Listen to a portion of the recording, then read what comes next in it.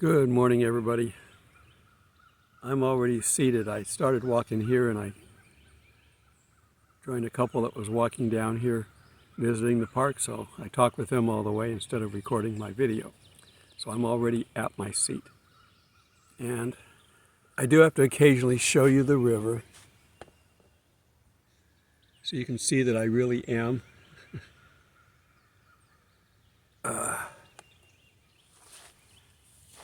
sitting here watching the river.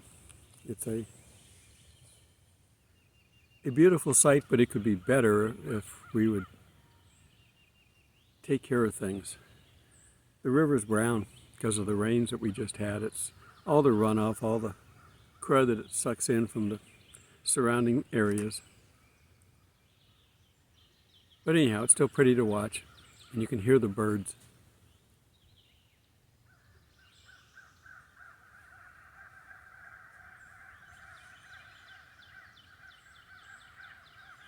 Crows are noisy. I saw something yesterday and I didn't get it on film because I was so amazed at what I saw, I didn't think to grab my phone and pull it out. As I was driving to the campsite yesterday, there was an eagle on the side of the road just sitting there. And it was holding on to something, but I couldn't really see it until I got closer. And then it tried to take off with whatever catch it had. And it was too heavy. It got about, 4 or 5 inches into the air and just was flapping, and it couldn't get away. It finally let go of what it was holding on to and took off. I wish I'd have caught that on camera. It's always good to see an eagle up close anyway, and to see them with a catch. All right. Nature is beautiful, but it's also very harsh if you think about what nature does. You're part of the food chain somewhere if you're in nature. You're either the food or the eater, or both, depending on where you are in the chain. You've got more and more above you or more below you.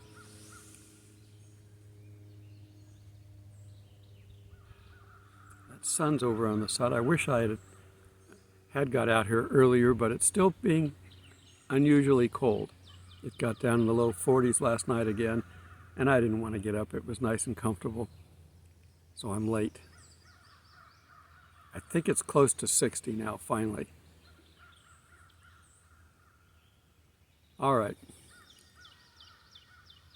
Topic of this is rumors of war. What are we seeing? The Israeli government put their military on high alert. Why would they do that?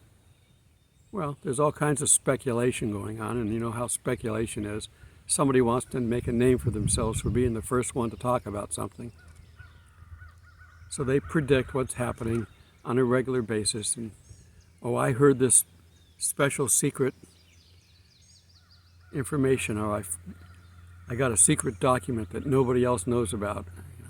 They always come up with stuff like that, but in this case, a lot of it may be true. We know that there are 2 big wars predicted in the Old Testament. Ezekiel 38, the Magog War, and we don't know when these wars are supposed to happen. And we also have the Psalm 83 war, which is a prayer basically to God to protect Israel from their neighbors. And Magog, it's also their neighbors with the addition of Russia. Russia and China are basically trying to eliminate the United States, and they're doing a pretty good job of it. The United States could not defend themselves in an all-out war. Our illustrious leader, since I'm on YouTube, I can't talk a whole lot about him, but our illustrious leader, following his orders, is weakening our country and our government. They weaken the money so much that all the other countries that are out there that have been tied to it, like Saudi Arabia had an agreement that they would only sell oil in US dollars. Well, that's gone. They'll sell it to anybody. They just made an agreement to sell oil to China for I don't know, I'm assuming Chinese currency, but not dollars. And a lot of countries are doing things like that. We're already past Ezekiel 37, the dry bones. Israel has come back and is flourishing. Now, it says that they're going to be attacked in a time of peace. I don't know that Israel's ever had a time of peace. There may be a peace when the Antichrist steps in, and that may be what they're talking about for the Magog War. That means that maybe the Psalm 83 war is the one that's next. I'll put up a picture of the countries involved in that. Bill Solis did a book on this and mapped out the countries, so I'm going to grab one of his pictures and post it here. It's a time that Israel needs to be concerned. Ultimately, the big final battle to kill and destroy everybody in Israel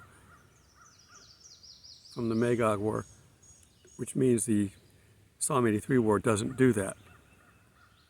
The Magog War, which will be the biggest one, God's going to have to step in, and does, and saves Israel.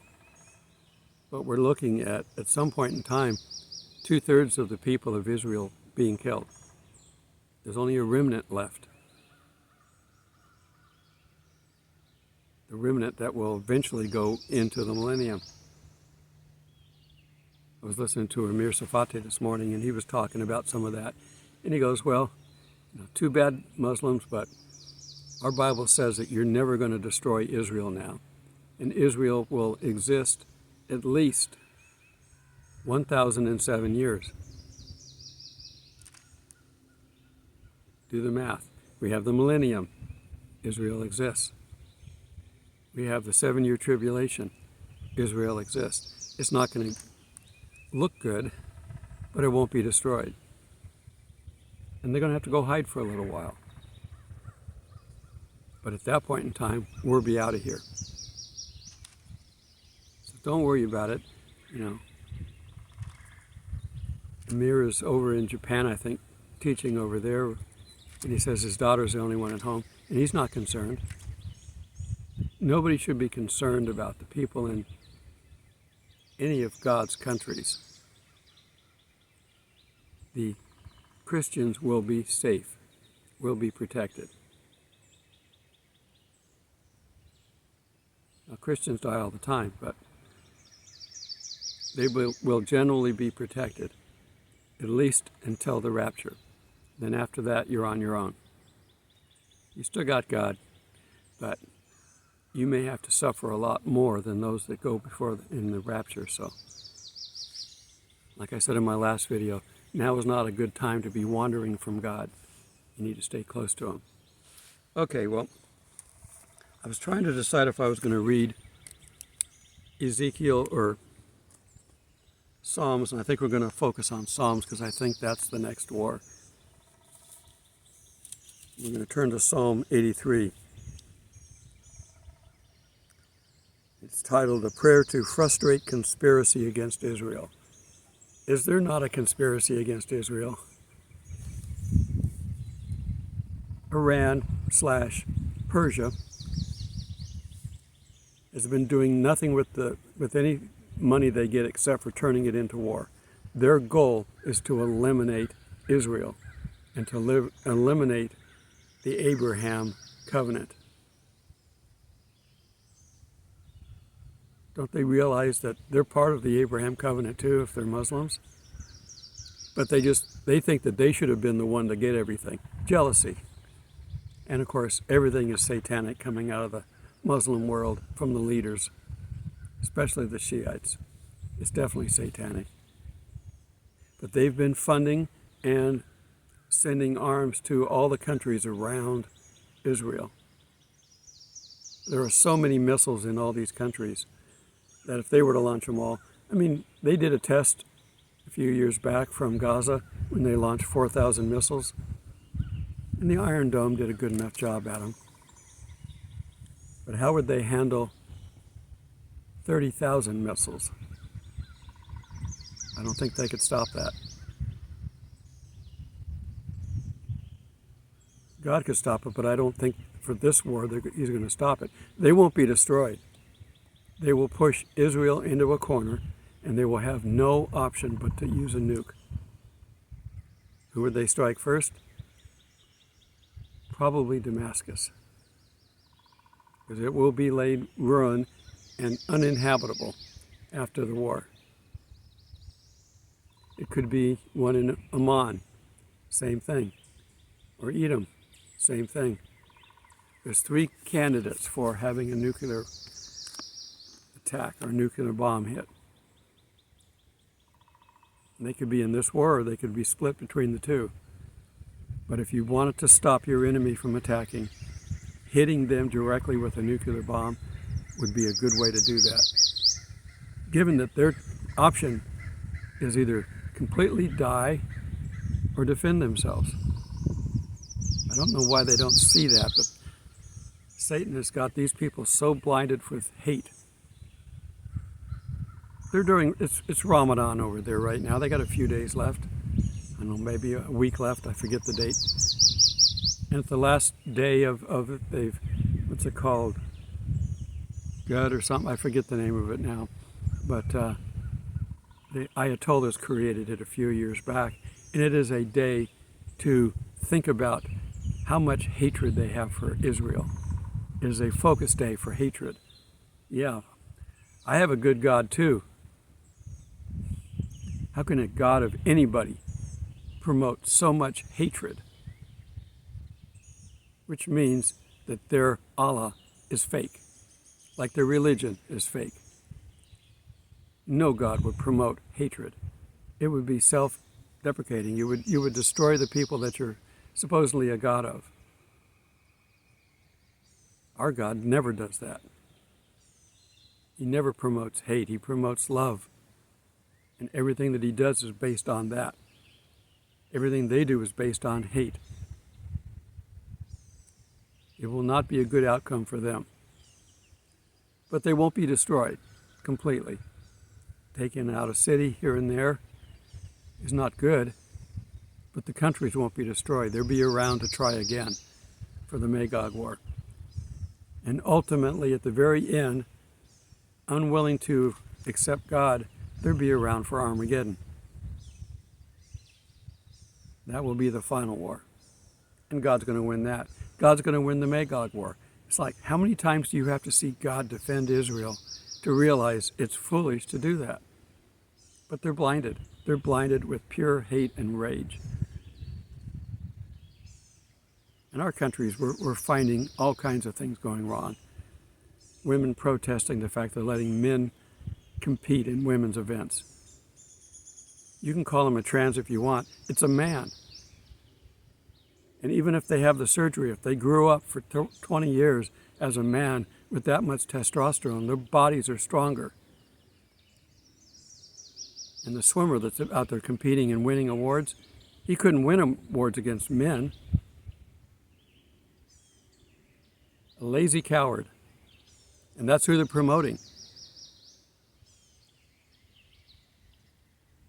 This is, good is bad and bad is good, according to the left, according to the people ruling this world right now. And they're doing exactly what they're trying to do. They're not doing this by accident. They're not doing this because they're dumb. This is all planned. Satan is the best planner on hate, how to distribute it, how to create chaos. So this may be a lot of hyperbole going on right now in the Middle East. And while they're doing that, you can see what China's doing. China's gearing up for an attack on Taiwan. They're not going to preemptively start attacking Taiwan. They're going to wait till something else big happens, and then they're going to attack. That way they can hopefully get in under the radar. Or we're too busy. We became a country of the United States because England and France were at war, and they couldn't take the time to deal with the United States, who was being, impotent to them. So that's how we managed to survive over here in the United States. They had enough military. They could have come and taken out all the dissidents and just squashed it all and been, this would have been England over here. But God put them in a war with France, and we even got some of the French mission, what's the word I'm looking for? Anyhow, French ships to come over here and fight on our side. They became pirates. And they lived in the Caribbean, so they were Pirates of the Caribbean. It's a fun movie to watch, but it's based on a true story. They really were pirates down there. And they were also in New Orleans. French pirates helping in the war effort. And so we became a nation. Same thing's going on over there. While we're caught up in the Middle East, we just sent a submarine over there with 144 nukes on it. China's going to try to attack Taiwan. You see, you can stop them during the attack, but if they've already taken over Taiwan, it's going to be hard to root them out. Would be another Vietnam, and that would not end well. They're all going to get their time. They're all going to get their time. Okay. Psalm 83:1. Do not keep silent, O God. Do not hold your peace. Do not be still, O God, for behold, your enemies make a tumult. Okay, those who hate you have lifted up their head. They have taken crafty counsel against your people. They have consulted together against your sheltered ones. They just had meetings just not too long ago. They have said, come, let us cut them off from being a nation. Let's destroy their country, that the name of Israel may be remembered no more. That's their goal. Hitler tried it. And we were good at beating him back. If he'd have won, he'd have gone around the world removing Jews. That was the little a Antichrist. And they have consulted together with one consent. They form a confederacy against you. And then it mentions the tents of Edom and the Ishmaelites and Moab and the Hagrites and the Gebal and Ammon and Amalek, Philistia, and the inhabitants of Tyre. Look at the map. These names are all in there. And you can see they all surround the country of Israel. And it says to deal with them as with Midian and with Sisera and with Jabin and at the brook of Kishon. If you go back to Judges, that's where that's covered at if you want to read about it. And they're basically in there saying, let us take pastures for ourselves of God for our possession. They're not afraid of God.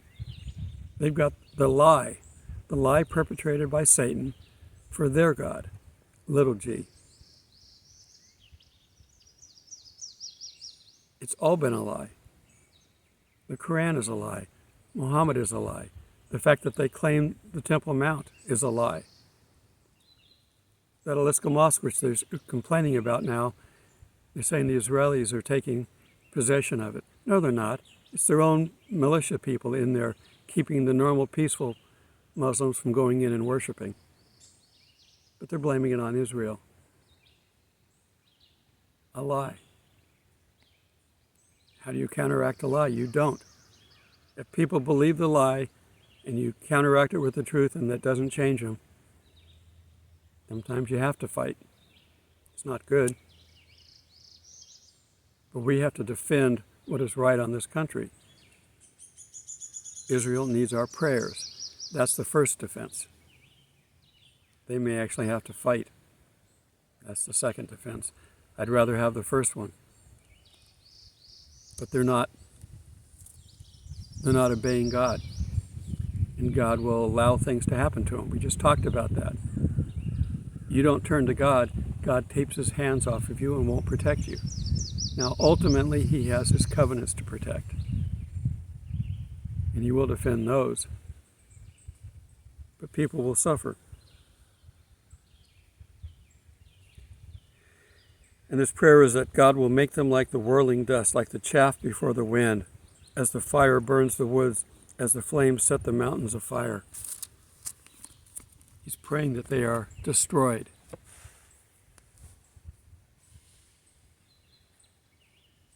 It's lining up over there. This may be the war that brings the Antichrist to the forefront, where he comes to bring peace. He may come in and negotiate the peace between the countries. But they're not going to negotiate at this point because they think they can win. Until they see that they're going to lose everything. Yeah, they may win, but they have nothing left to be a part of. That's the only reason that they'd back down. If they think they can win all the way up until they change that feeling, they're not going to negotiate. Israel has many nukes. I don't know how many. I've heard 50, 100. There's a lot of them there. Iran, if it gets 1 or 2 or 3, that's not enough. It won't be nice to be hit by a nuke, but if they've only got 3, I've said before, if Japan knew that we only really had 2 working nukes when we attacked them, they wouldn't have stopped the war. We had 1 in pieces that we could have, conglomerated together, but it would have taken a little while to do that. They could have done a lot of damage in that time. And then it was only 1 more. Which city would we attack? We attacked cities that were contributing to the war effort, manufacturing war materials. Would we attack a major city that had nothing to do with it? I don't think we would have done that. It worked out the way it was supposed to, because I don't think that we would have had the courage to go any further.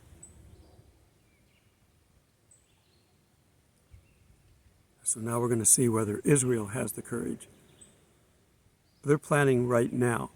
With the military on high alert, they're planning their offensive. They've already gotten the funding.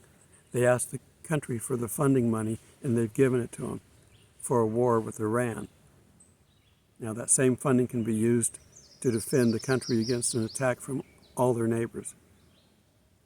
And there's neighbors that are just outside this range that you don't see that are doing their war effort, helping Iran.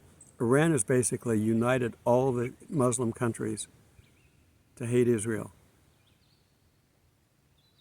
And the ones that were holdouts, like Saudi Arabia, the United States has pushed them into the arena to help Iran. The United States is going to be just as responsible for the attack on Israel as all these other countries are, because our administration has refused to help and is causing fighting between countries that were once friends, and is causing countries that once hated themselves to be friends in the Middle East. So the United States is going to be just as responsible. And do you think we're going to get off scot-free? No. The United States is not mentioned in the Bible for a reason. It is quite possible that we may get a nuke or 2 from China or from North Korea, who wants to be part of this. They don't want to be left out. Their little tin pot dictator has got no powers of his own if he didn't have China backing him, and he would do what China wants. All right. Pray for Israel. If you know people over there, pray for them. Talk to them about Jesus. They really need to come to the meeting about Jesus. The 144,000 are not there yet, but they will be, and they will bring many Jews to Christ. There are Jews right now that are going to be in the rapture. There are many Jews out right now that are doing their effort to help spread the gospel. We've got an organization called Jews for Jesus. They've been around for a long time. Israel is divided right now, and they've got the same problems that the United States has, in that the left has more funding than the right, and the left is in there causing trouble. Netanyahu has a small window of time to react, or they're going to put him away. This last coalition that was before Netanyahu only won for one reason. It was an anti-Netanyahu coalition, an anti-Bibi coalition. That's how they were able to get it together. And they brought Muslims into it, radical Muslims, to put the coalition together. They could probably do it again, but they're not going to get a chance. I say we have war within the next few weeks, not longer. And the only way to stop it, they need a great mediator, someone with charismatic ability, someone with connections, someone familiar to these people, to step up and say, let's talk about this, let's negotiate. I want a 7-year peace treaty. And by that time, everybody's suffered enough, they're probably going to go for it. Israel may have to agree not to use nukes again, which is as good as the paper it's written on. If you were to threaten them again with annihilation, they would use them again. But they may have to give them up, or at least some of them. That would probably be part of the negotiation. Give up your nukes, and I guarantee you protection. So this is going to have to be someone who's got a lot of world power.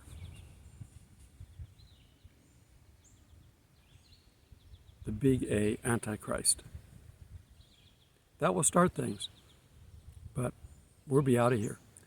The Antichrist cannot show up until we're out of here. So that makes the rapture as a possibility within the next few weeks. Be ready. Tell your friends. Okay, till we meet in the clouds. Here's just a little video of the river going by. I'll put this at the end so you can enjoy it for a little bit. This is what I watch when I'm talking. I just turned the camera. I didn't even move the camera. I just turned the lens around. That's what I see. Occasionally I see some trash, but most of the time I don't. Got a couple of cars pulling in behind me, so I may have to shut this off, but peaceful.